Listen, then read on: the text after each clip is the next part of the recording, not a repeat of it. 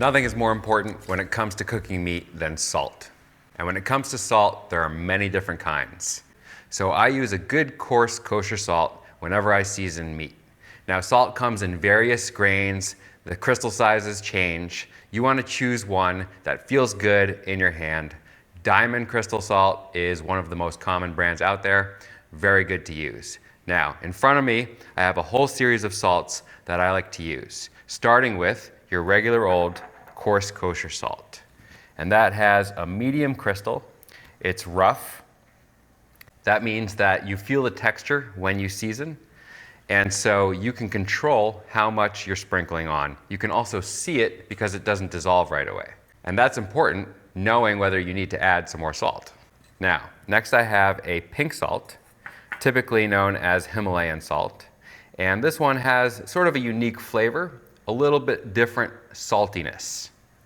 That also has nice, large, variable sized grains. Next I have a sea salt, and this is kind of a rough salt, and I use this as a finishing salt. And that means once I've cooked my meat and sliced it open, I'll sprinkle this on the exposed part because generally you're only seasoning the outside of the beef. And that is pretty even grain. It's got that nice grayish color, looks like it's fresh from the ocean. Another excellent finishing salt is this really flaky crystal. And it's like a flat flake that has a really nice crunch. I like to use that on salads.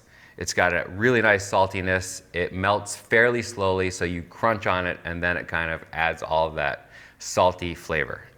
Next we have a crystallized salt, fairly even in texture, that I use to fill a salt grinder. And that allows me to have ground salt that's a little bit finer than kosher salt that you would sprinkle. And last but not least, I never go anywhere without a really good smoked salt. This is a hickory smoked salt. You can find them at most good grocers. And that just adds a ton of really interesting smoky flavor to the saltiness. To review, good kosher salt changes everything. Find one that you like and stick with it, because the more you season, the more your fingers will know how much salt is the right amount of salt. Part 2 of making an absolutely delicious piece of meat is the pepper. Now, don't use pre-ground pepper. Start with some fresh black peppercorns. They have an incredible smell to them. They almost get fruity when you grind them fresh. Now, I do a couple of different grinds for various things. If I want to really season a thick steak, I'm going to use a super coarse ground pepper. And that basically looks like this. It's still rough. You can still see chunks of the peppercorn in there.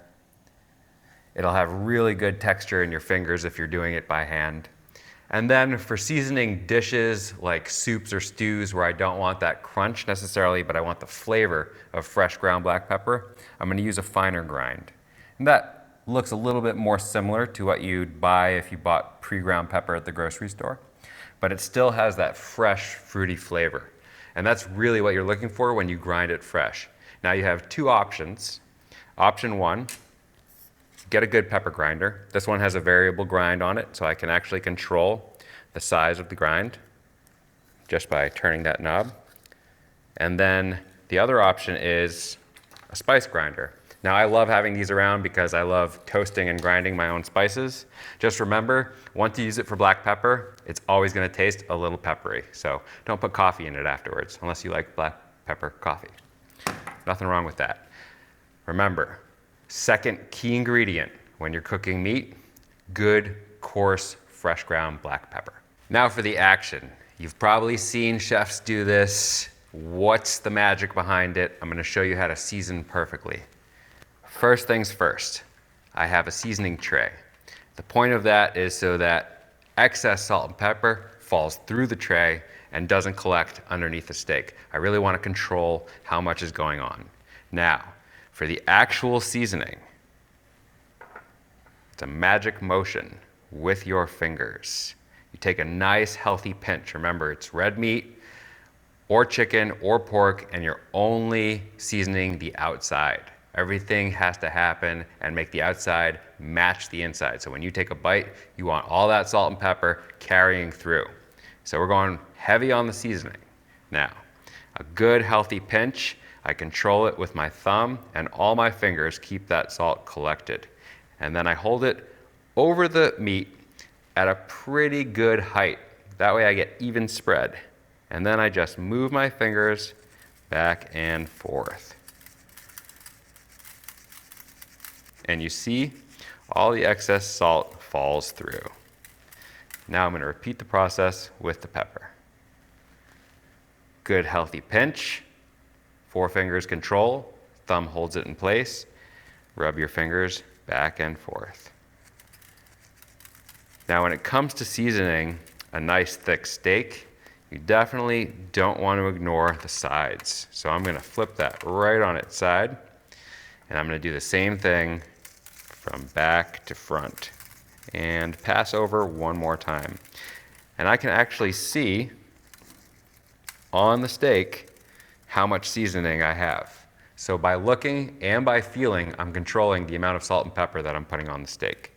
And you can look, I have a fairly even spread, and that's the result of me not just putting salt really close to the steak, but actually lifting it up and letting gravity help me out. And as I move my fingers back and forth, I also wiggle my wrist a tiny bit. That makes it look fancy. Now you're a professional chef. Go season some steaks.